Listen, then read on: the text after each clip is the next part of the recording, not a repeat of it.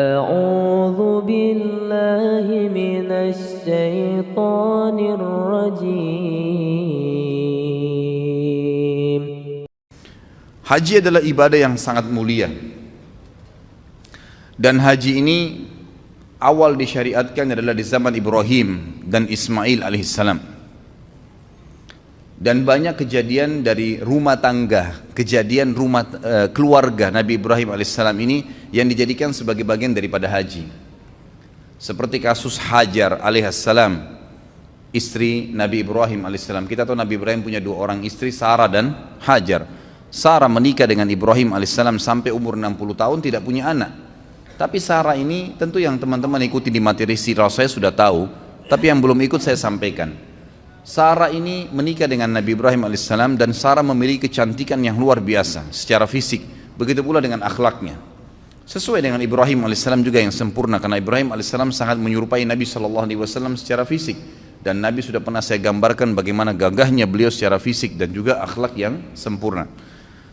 Ringkas cerita, suatu hari pernah Ibrahim alaihissalam membawa Sarah ke Mesir, dan di Mesir waktu itu ada raja zalim, suka ngambil istrinya orang.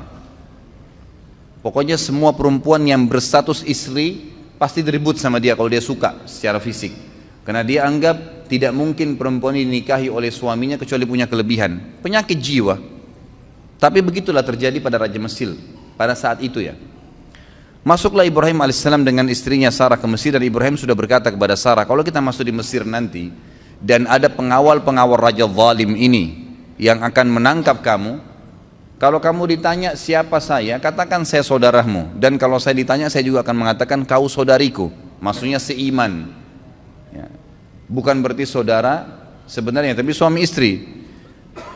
Maka sampailah mereka di Mesir, sepakat dengan poin itu. Ternyata prajurit-prajurit Mesir, Raja Mesir ini ada memang khusus untuk mencari wanita-wanita yang jadi incaran si Raja Zalimin. Ketemu dengan Sarah, begitu melihat kecantikan Sarah sudah tidak berpengaruh lagi, dikatakan ini saudara saya, tidak percaya, pokoknya tetap kamu akan dibawa. Ringkas cerita, dibawalah Sarah kepada Raja Mesir. Begitu masuk depan Raja Mesir di istananya dengan lihat kecantikan yang luar biasa, tidak bisa sabar, dia ingin menjamah Sarah. Waktu dia ingin menjamah Sarah, tiba-tiba tangannya stroke, karena Sarah berdoa kepada Allah Azza wa Jalla agar dihilangkan dari keburukannya raja ini. Dia kaget, dia bilang, apa yang kamu lakukan? Kenapa tangan saya tiba-tiba begini? Kata Sarah, saya minta kepada Tuhan saya untuk menghukummu, karena kau ingin menjamahku dan kau bukan suamiku. Maka dia pun berkata, berdoalah sama Tuhanmu agar stroke saya, penyakit saya ini hilang dan saya tidak akan ganggu kamu. Sarah pun berdoa kepada Allah, sembuh. Raja ini ternyata masih bandel, tetap aja dia ingin menjamah Sarah. Waktu dia ingin menjamah yang kedua, stroke lagi. Lalu dia bilang lagi, apa yang kau lakukan? Kata Sarah, saya berdoa kepada Allah Tuhan saya untuk memberikan kamu hukuman karena kau ingin menjamah saya dan kau bukan suami saya. Kata si raja, baiklah, berdoa sama Allah, sama Tuhanmu itu agar saya disembuhkan dan saya tidak akan ganggu kamu. Sarah berdoa, sembuh yang kedua kali. Ternyata raja ini masih saja berusaha menjamah Sarah yang ketiga kali. Waktu dia ingin jamah yang ketiga kali, Sarah berdoa, seluruh tubuhnya nggak bisa bergerak, yang bisa bergerak cuma mulutnya. Semua tangannya, kakinya, badannya tidak bisa bergerak. Maka dia pun berkata, saya jadikan saksi seluruh yang ada di istana saya ini ya, bahwasanya saya tidak akan menjamah kamu. Mintalah kepada Tuhanmu agar saya disembuhkan. Maka Sarah pun berdoa dan akhirnya disembuhkan, dan raja ini berkata, keluarkan wanita ini dari istanaku, yang kalian datangkan bukan manusia tapi jin. Kisahnya begitu. Si Raja Mesir ini ternyata karena takut, ikhwan dan akhwat sekalian, khawatir jangan sampai Sarah ini berdoa lagi kepada Allah dan dia stroke lagi, maka dia menghadiahkan, ada dua perselisihan pendapat ahli sejarah, dihadiahkan budak wanitanya, yang satu lagi pendapat mengatakan anaknya dia sendiri yang perempuan dihadiahkan, yang bernama Hajar. Hajar ini dihadiahkan oleh Raja Mesir kepada Sarah, supaya Sarah nggak berdoa lagi sama Allah, bisa stroke dia. Ringkas cerita, dibawalah Hajar ini pulang ke Palestina waktu itu dan bekerja membantu Sarah. Sarah dan Hajar selisih umurnya setengah. Waktu itu umur Sarah kurang lebih 30 tahun, umurnya Hajar 15 tahun. Berjalanlah rumah tangga Ibrahim dan Sarah alaihimussalam semuanya sampai umur Sarah 60 tahun. Tidak punya anak. Berarti umurnya Hajar pada saat itu berapa? 30 tahun. Masya Allah, kalau hitung umur perempuan cepat ini. Jangan tersinggung Pak Yoyo, enggak apa-apa. 30 tahun umurnya Hajar. Karena Ibrahim alaihissalam pengen punya keturunan, maka Sarah dengan niat baiknya menghadiahkan kepada Ibrahim alaihissalam budaknya Hajar, lalu Hajar dibebaskan oleh Ibrahim alaihissalam dari keterbudakan, lalu kemudian dinikahi. Setahun kemudian Hajar hamil dan setelah menikah setahun kemudian melahirkan anak laki-laki yang bernama siapa? Ismail alaihissalam. Fitrah perempuan, Sarah merasa sedih. Kenapa dia tidak bisa memberikan anak kepada Ibrahim? Dia pun berdoa kepada Allah Azza wa Jalla agar diberikan karunia. Ternyata dengan umur 62 tahun, masuk 62 tahun hamil dan akhirnya melahirkan juga namanya Ishak. Ishak dan Ismail adalah anak Ibrahim alaihissalam. Makanya Ibrahim diberikan julukan Abul Anbiya, ayahnya para nabi. Karena dua anaknya menjadi nabi dua-duanya. Baik, Ibrahim alaihissalam setelah memiliki anak Ismail dan sebelum lahirnya Ishak, jadi Ismail ini masih masa menyusui, masih di bawah 1 tahun umurnya. Datang perintah Allah Azza wa Jalla memerintahkan Ibrahim alaihissalam untuk membawa istrinya Hajar ke Mekah. Mekah waktu itu ikhwah-ikhwah sekalian adalah sebuah lembah yang tidak ada kehidupan sama sekali. Kata Allah Azza wa Jalla tentang melalui lisannya Ibrahim alaihissalam, dia mengatakan, ya Allah, saya meninggalkan keluarga saya dengan kalimat Al-Quran, biwadin gairi dhi dhar'in inda baitikal muharram rabbana liyuqimus shalah, al-ayah. Ya Allah, aku tinggalkan keluargaku di sebuah lembah yang tidak ada dhi dhar'. Dhi ini dalam bahasa Arab sama dengan dhu, digunakan kalau sesuatu yang melampaui batas, gitu kan. Jadi dikatakan dhi dhar' artinya tidak ada tumbuhan, jangankan tumbuhan hijau, tumbuhan mati nggak ada. Gersang, nggak ada kehidupan, nggak ada binatang, nggak ada pohon, nggak ada manusia, nggak ada kehidupan, lembah kosong. Tetapi kata Nabi Ibrahim alaihissalam, ya, di situ dikatakan inda baitikal muharram, tapi itu di lokasi rumahmu yang mulia. Pertanyaan kecil, apakah di zaman Ibrahim alaihissalam Ka'bah sudah ada, atau baru nanti dibangun oleh Ibrahim? Jawabannya sudah ada. Jadi Ka'bah itu dibangun pertama kali oleh siapa? Adam alaihissalam. Tidak usah takut salah, nggak apa-apa. Saya nggak bawa rotan. Adam alaihissalam dengan anaknya Syith. Dua orang ini membangun Ka'bah. Kemudian pada saat terjadi banjir besar, kiamat kecil di zaman Nuh alaihissalam, termasuk Ka'bah hancur pada saat itu. Tinggal pondasinya. Pondasi Ka'bah ini disebutkan dalam Al-Quran namanya Bakkah. Bibakkah dalam ayat Al-Quran dikatakan. Bakkah itu adalah pondasinya Ka'bah. Maka Allah subhanahu wa ta'ala ingin Ka'bah itu dihidupkan kembali. Diutuslah awal kisahnya dengan Ibrahim alaihissalam diperintahkan membawa istrinya Hajar dan Ismail ke lembah itu. Pada saat tiba di sana, Ibrahim alaihissalam tidak bicara apa-apa. Tiba di lembah tersebut, gersang, lalu dia bilang sama Hajar, turunlah wahai istriku, bawa Ismail bersamamu dan saya akan tinggalkan kamu di lembah ini. Hajar bingung, nggak ada instruksi, nggak ada informasi, nggak ada bekal yang cukup. Cuma begitu saja. Ibrahim alaihissalam tiba-tiba balikkan kuda untanya menuju ke arah Palestina, mau pulang. Diikuti oleh Hajar. Wahai Ibrahim, apakah engkau meninggalkan kami di sebuah lembah? Tidak ada manusia, nggak ada pohon, nggak ada hewan, nggak ada kehidupan.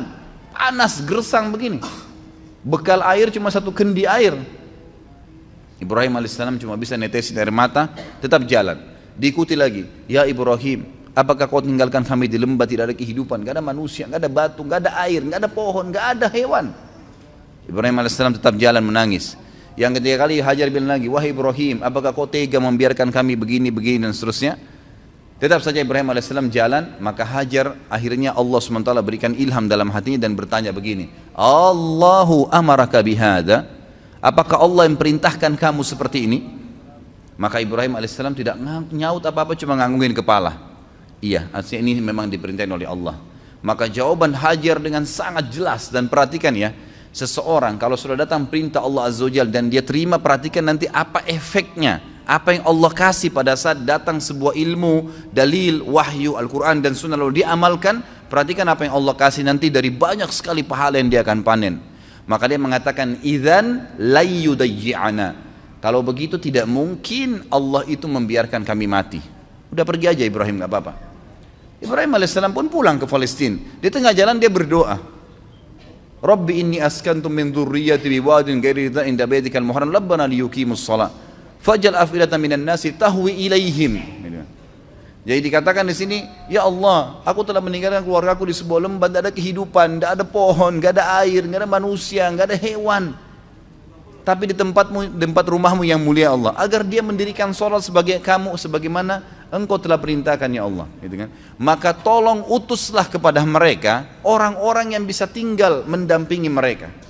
Karena perintah Allah kepada Ibrahim alaihissalam, tinggalkan istrimu di sana Hajar sama Ismail, pulang ke Palestina. Enggak ada tugasmu tinggal di Mekah. Maka dia berdoa seperti itu. Kita kembali ke Hajar alaihissalam. Hajar waktu itu merasa prihatin setelah Ibrahim alaihissalam sudah tidak kelihatan lagi di jauh padang pasir sana. Teriknya matahari di siang hari luar biasa panas. Air yang diminum tinggal sedikit. Ismail juga butuh minuman. Hajar merasa sebelum malam tiba kesempatan coba cari sesuatu di situ, ada kehidupan, ada pohon, ada manusia kah, ada kemah kah, manusia hidup di mana kelihatan. Yang paling dekat dengan Hajar waktu itu ada dua bukit namanya Safa dan Marwa. Maka dia pun alaihissalam Hajar naik ke atas bukit Safa. Kita tahu kalau panas matahari yang sangat terik ada fata morgana, ada kesannya kayak kelihatan air padahal sebenarnya tidak, karena pantulan dari cahaya matahari. Dia naik di Safa, dia lihat ke gunung Marwah, ada air di sana. Maka yang terjadi, Hajar alaihissalam turun dari Safa, di tengah-tengah lembah dia berlari, persiapan untuk naik ke gunung Marwah. Naik di Marwah, dia lihat kiri kanan gak ada air. Dia lihat ke arah Safa, ada air di sana. Diulangin lagi sama dia. Turun dari Marwah, di tengah-tengah lembah lari lagi, kemudian naik di Safa. Terjadi sama. Sampai 7 kali dia bolak-balik. Dari Safa ke Marwah, Marwah ke Safa, terus begitu sampai 7 kali. Terakhir di Marwah, dia lihat, oh berarti tidak ada ini, gak ada air. Lalu dia kembali ke anaknya Ismail. Waktu dia kembali ke Ismail alaihissalam, dia kaget. Ternyata di bawah kakinya Ismail ada mata air. Ada khilaf di antara ulama tentang dari mana mata air itu. Ada yang mengatakan dari pijakan kaki untanya Ibrahim alaihissalam, tapi riwayat ini lemah. Ada yang mengatakan memang dari sentakan kaki Ismail waktu lagi menangis, itu juga lemah. Tapi ahli sejarah ada yang pakai. Yang paling kuat adalah Allah SWT mengirim Jibril dan mengepakkan sayapnya, lalu keluarlah mata air tersebut. Pada saat Hajar tiba, lihat air, bayangkan kalau kita di posisi ibu kita ini, panas, gerah, ketakutan, gak ada keluarga, takut mati, gak ada air. Lalu lihat mata air, apa yang terjadi kira-kira? Dia datangin air tersebut dengan semangat, lalu dia buat bendungan kecil dari padang pasir itu, sambil mengucapkan lafaz yang digunakan dalam bahasa Palestina, bukan orang Arab ya, ini bukan bahasa Arab. Bahasa asli orang Palestina, dia mengatakan zam-zam. Artinya apa? Berkumpullah, berkumpullah gitu. Jadi makna zam-zam itu sebenarnya, ini rahasianya gitu kan. Maka dia bilang zam-zam, ditutup sama dia gitu kan, ditutup sama dia. Kata Nabi SAW, semoga Allah merahmati ibunya Ismail. Kalau dia tidak bendung, maka zam-zam akan menjadi lautan yang luas. Tapi kekhawatiran seorang ibu, takut airnya habis gitu kan. Tapi kalau dia biarin, udah jelas berkah dari Allah, jadi lautan yang luas. Bayangkan sekarang miliaran orang yang minum gak habis-habis gitu. Baik, akhirnya pada saat itu kejadian terjadi di jazirah Arab yang lain. Di tepatnya di negeri Yaman ada bendungan namanya Bendungan Ma'rib. Bendungan Ma'rib terkenal sekali negeri Yaman. Surah Saba menjelaskan masalah itu. Karena mereka kufur terhadap nikmat Allah, bendungan itu Allah hancurin, sehingga akhirnya di sisi barat dan timurnya negeri Sabak dulu ini penuh dengan, semua di sisi baratnya pohon buah-buahan, semuanya jenis buah-buahan ada. Di sebelah timurnya semua jenis sayuran ada, kaya raya mereka. Tapi karena mereka kufur, Allah hancurkan bendungannya, lalu Allah ganti dengan pohon-pohon yang berduri gitu kan. Ringkas cerita, keluarlah suku-suku Arab dari Yaman pada saat itu, dan waktu itu tidak ada suku Arab kecuali di Yaman. Mereka keluar menuju ke negeri Syam. Kalau saya ibaratkan buku ini Jazirah Arab, maka di bawah ini daerah selatannya Jazirah Arab. Indonesia ada di bawah Jazirah Arab, di selatan. Di atas ini utaranya Jazirah Arab. Di utara Jazirah Arab itu ada negeri Syam, Palestina, Syria, Lebanon, dan Yordania. Di atasnya lagi ada Turki. Di atasnya lagi ada Eropa sampai ke Amerika sana. Di sisi baratnya itu ada Rusia, ada Irak, ada Iran, Afghanistan, dan seterusnya. Sisi timurnya ada Mesir, Afrika, dan seterusnya. Selatannya ada Yaman dan Asia Tenggara. Nah, Yaman ini kebetulan ada di Jazirah Arab bagian selatan, di bawah. Jadi mereka mau menuju ke negeri Syam. Di tengah-tengah jalan itu ada kota Mekah di tengah-tengahnya, tengah-tengah Jazirah Arab. Mereka lewatinlah Jazirah Arab itu menuju ke negeri Syam, karena negeri Syam ini subur. Mereka mau pindah ke sana gitu. Ternyata lewat di dekat lembah Mekah, mereka temukan di atas lembah Mekah itu ada banyak burung berputar-putar. Nah ini kalau insya Allah enggak, kalau antum kesesat di padang pasir, kehabisan air, tanda-tanda ada air situ kalau ada burung yang buat lingkaran. Itu umumnya disebutkan dalam buku-buku sejarah. Mereka bingung, setahu kami di lembah ini nggak pernah ada air, kok bisa ada burung lagi berputar-putar? Mereka mampir, utus 2 orang, coba lihat di sana ada apa. Mereka kaget, mereka temukan Hajar dengan anaknya Ismail alaihissalam duduk di sebelah mata air Zam-Zam. Maka mereka pun punya adab dan akhlak. Mereka mengatakan, kami ingin tinggal di sini, suku kami suku besar. Tidak disebutkan jumlah mereka, tapi yang jelas ratusan orang pada saat itu. Satu suku semuanya pindah dari Yaman ke negeri Syam. Dan ini hasil dari doa Nabi Ibrahim alaihissalam yang berdoa minta diutus kepada Hajar dan Ismail orang yang bisa hidup bersama mereka. Diutuslah suku ini, dan suku ini bernama suku Jurhum. Suku Jurhum. Keluarlah suku Jurhum ini terus masuk, kemudian pamit dengan Hajar, wahai ibu, kami ini adalah satu suku yang besar dan kami keluar dari negeri Yaman, tapi kami nggak punya tempat tinggal. Bisa nggak kami tinggal di sini? Nanti kami bentuk komunitas, kami punya peternakan, kami juga ahli perkebunan, karena mereka memang ahli perkebunan di Yaman, gitu kan? Kami akan buat dan kami akan bayar upeti. Yang penting kami bisa hidup dekat mata air ini. Kata Hajar, baiklah. Maka spontan pada saat itu terbentuk komunitas kota Mekah. Ada mata air, kemudian ada penduduk yang tiba-tiba langsung dengan suku yang besar. Mereka membangun rumah, mereka sudah bawa peternakan, unta, sapi, kambing dibawa dari kampungnya Yaman. Terus mereka juga sudah mahir bercocok tanam. Mereka mulai menanami wilayah Mekah itu. Ringkas cerita, menjadi rapilah Mekah itu, mulai ada penghuni. Pada saat itu Ismail alaihissalam tumbuh besar di tengah-tengah suku Jurhum. Perlu Bapak Ibu tahu, istilah Arab sendiri, Arab itu ada 2 macam. Ada namanya Arab asli, ada Arab musta'ribah. Arab asli ini adalah turunan orang Arab yang asli. Dan Arab musta'ribah adalah orang Arab, orang yang bukan Arab terarabkan karena pernikahan atau menggunakan bahasanya. Seperti kasus sekarang Mesir. Mesir itu suku Kipti, bukan orang Arab mereka. Irak, bukan orang Arab. Negeri Syam, Yordania, Palestina, itu bukan orang Arab mereka. Sudan, Jazair, Tunis, Maroko, Afrika Utara, semua itu bukan orang-orang Arab mereka, suku barbar.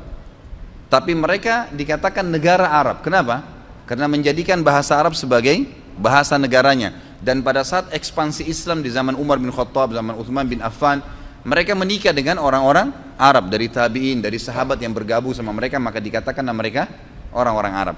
Ismail alaihissalam bukan orang Arab, karena beliau dari Ibrahim alaihissalam orang asli suku Babilonia, dari Irak. Ya, gitu.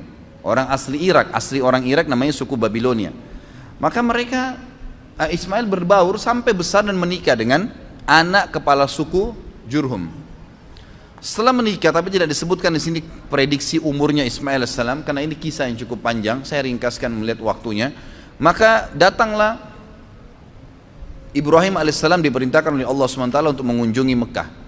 Beliau datang mengunjungi istrinya. Tapi pada saat itu yang saya dapat dalam buku sejarah adalah setelah Ismail menikah dengan anak kepala suku Jurhum. Datang, dan Ismail ini sangat gemar alaihissalam berburu, sangat gemar berburu. Maka dia pun lagi keluar berburu. Ibrahim datang ke rumahnya lalu bertanya pada istrinya dari belakang pintu, di mana suamimu? Dikatakan lagi pergi berburu. Berapa lama kira-kira biasa dia berburu? Ya sekitar sebulan baru kembali. Sering kali pergi berburu, sebulan baru kembali. Kemudian kata Ibrahim, bagaimana kehidupan kalian? Istrinya mengeluh, hidup kami susah, hidup kami nggak enak, hidup kami gini. Tidak pernah lisannya mengatakan alhamdulillah, tidak pernah ada pujian Allah. Maka kata Ibrahim, kalau suamimu kembali titip pesan bahwasanya ada seseorang yang bernama Ibrahim mencari dia dan suruh dia mengganti tiang pintu rumahnya. Pulanglah Ibrahim alaihissalam setelah ketemu Hajar beberapa hari, lalu kembali lagi ke Palestina. Ismail alaihissalam kembali. Ismail tentu sudah tahu tentang siapa Ibrahim ayahnya, sudah tahu kisahnya dari ibunya Hajar, tapi belum pernah ketemu, sampai saat itu belum pernah ketemu. Lalu kemudian Ismail pulang ke rumahnya, tanya istrinya, siapa yang datang? Oh, ada tamu namanya Ibrahim. Apa yang dia bilang? Dia tanya masalah-masalah kita di sini, lalu saya menyampaikan keluhan-keluhan kita semuanya, keadaan kita di sini. Lalu apa pesan dia? Dia katakan, gantilah tiang pintu rumahmu. Kata Ismail, itu ayah saya Ibrahim, dia seorang nabi dan dia memerintahkan saya untuk menceraikanmu, maka saya akan antar ke rumahmu. Diceraikanlah istrinya yang pertama. Jadi ini bahasa Ibrahim alaihissalam yang sangat santun agar mengganti istri anaknya.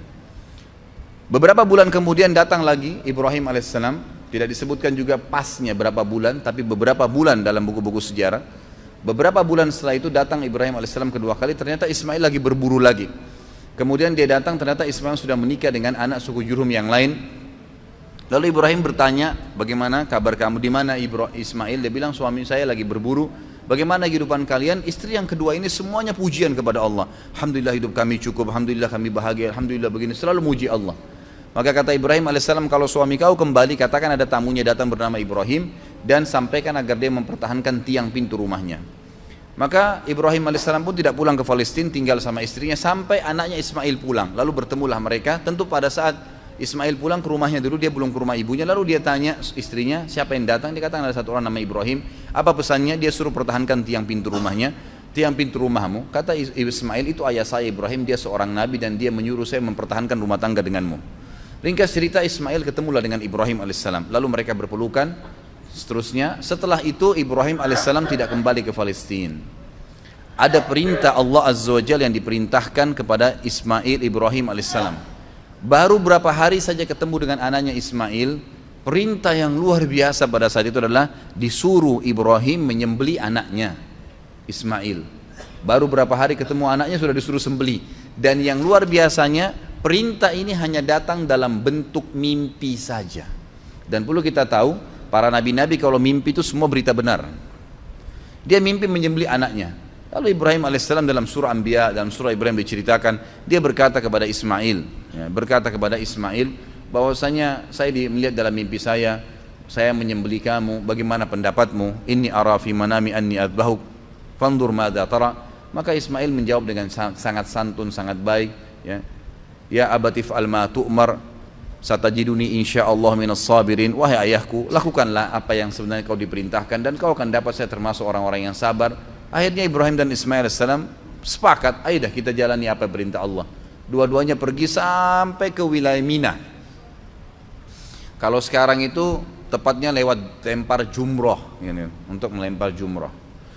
Pada saat itu datanglah Ismail dan Ibrahim AS di 3 titik di dekat gunung Mina yang sudah diperintahkan oleh Allah dalam mimpi untuk disembelih anaknya Ismail. Dia melihat syaitan datang mencoba mengganggunya, lalu Ibrahim AS melempari 7 kerikil kecil ke arah syaitan tersebut sambil membaca Bismillahirrahmanirrahim, Allahu Akbar. Di titik 1 syaitannya pergi, di titik 2 kemudian dia datang lagi, dilempar lagi, titik 3 juga begitu. Akhirnya setelah 3 kali dilempar tidak datang lagi syaitannya. Kemudian sampai di tempat sembelihan, kata Allah Subhanahu wa taala, falamma tallahu lil jabin. Pada saat Ibrahim sudah meletakkan leher anaknya, pedangnya sudah diangkat dan sudah diayunkan, dua-duanya sudah pasrah. Ismail sudah pasrah, Ibrahim AS sudah pasrah, jadi tidak setengah-setengah. Dan ini kita perlu juga ambil pelajaran di sini, ikhwah akhwat sekalian. Cobaan Allah SWT itu kadang-kadang diuji iman kita sampai titik terakhir. Pada saat sudah betul-betul pasrah, diangkat pedang, dia sudah akan sembelih, ditahan pedangnya oleh Jibril AS, lalu kemudian digantikan dengan zibhin azim, sembelihan yang agung, maksudnya seekor domba yang besar. Lalu Allah mengatakan, ya Ibrahim qad saddaqtar ru'ya. Hai Ibrahim, kau sudah percaya mimpi yang telah kami kasih, maka kami akan gantikan kamu dengan sembelihan tadi. Digantilah sembelihan tersebut. Lalu kemudian Ibrahim dan Ismail AS diperintahkan oleh Allah setelah itu membangun Ka'bah. Maka Ibrahim dan Ismail pun membangun Ka'bah di pondasi yang sudah ada dibangun oleh Adam dan Syith alaihimussalam semuanya. Dibangunlah pondasi tersebut Setiap kali Nabi Ibrahim alaihissalam mundur untuk melihat posisi Ka'bah sudah rapi atau belum, maka Ibrahim alaihissalam berdiri di sebuah tempat yang agak tinggi, lalu pada saat beliau turun, beliau sempat loncat ke bawah. Loncatan Nabi Ibrahim alaihissalam dari tempat tinggi itu yang melihat apakah sudah rata bangunan Ka'bah atau belum, ke bawah, itu keinjak tanah dan sempat ada bekas telapak kakinya, yang sekarang dikenal dengan maqam Ibrahim. Allah kekalkan itu pijakan kakinya dengan izin Allah Subhanahu wa taala untuk menjadi tanda-tanda kebesaran Allah Subhanahu wa taala. Kemudian pada saat selesai bangun Ka'bah, kata Ibrahim alaihissalam kepada Ismail alaihissalam, coba carikan saya batu yang kuat agar bisa bangunan ini kuat pondasinya, karena memang posisinya berdiri. Karena memang bangunan ini tadinya didirikan dari tanah liat yang dibasahkan lalu dikeringkan lalu kemudian disusun, jadi mudah runtuh, gitu kan. Maka Ismail pun alaihissalam keliling di sekitar padang pasir situ mencari. Tak lama kemudian dia datang Hajar Aswad.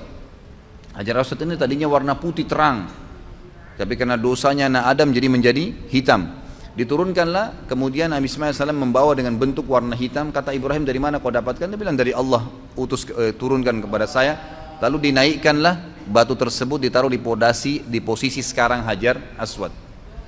Setelah selesai tempat tersebut, sudah ada air Zam-Zam tadi, sudah ada tempat Hajar mencari Safa dan Marwa air, sudah ada sembelihan tadi yang tidak jadi, Ka'bah sudah terbangun, sudah ada Hajar Aswad.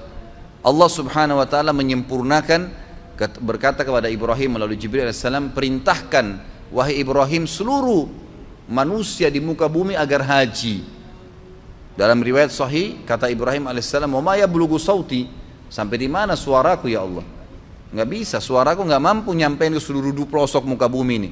Kata malaikat Jibril, ma'alaika illal balagh, tugasmu hanya menyampaikan. Maka Ibrahim alaihissalam pun mencari gunung tertinggi di Mekah pada saat itu. Sebagian ahli sejarah mengatakan di Jabal Rahmah yang ada di Arafah. Tapi ini riwayat, sebuah asar, tidak disebutkan tentang kesahihannya. Ringkas cerita, Ibrahim alaihissalam, ada yang beriwayat mengatakan naik di atas Ka'bah lalu berteriak, mengatakan, wahai sekalian orang-orang yang beriman, berhajilah. Dalam riwayat ini dikatakan suara Ibrahim alaihissalam dibawa oleh angin ke seluruh pelosok muka bumi, dan semua orang beriman dengar dan kemudian mereka datang. Bahkan Allah SWT menceritakan datang orang-orang tersebut sampai dhamir. Pakai dhamir itu artinya unta-unta yang kurus karena jauhnya mereka jalan, gitu kan. Diutus, datanglah mereka dalam ibadah haji. Lalu rangkaian semua tadi yang dilakukan Ibrahim alaihissalam dengan keluarganya menjadi rangkaian ibadah haji.